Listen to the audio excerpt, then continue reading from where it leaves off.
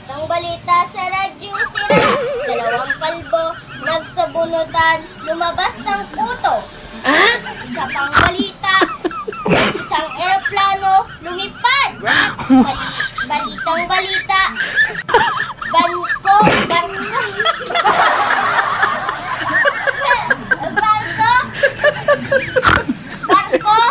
dinakatiis, lumupo.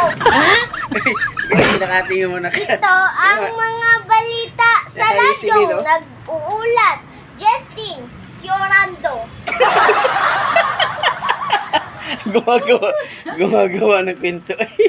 Wala naman. Tingnan. Tingnan ka. Wala naman dito sa description natin Ano? Ito, wala namang Gisline. Anong pangalan? Justin Fiorando. Gisline Sira. Puntos na nakalagay. Oh. Dance ka na lang. Dang, dang. 1, 2, 3. Yun guys, salamat sa panunod nyo sa aming vlog namin for today. Sa kanyang content. Sira. Kaya ang comment for sira.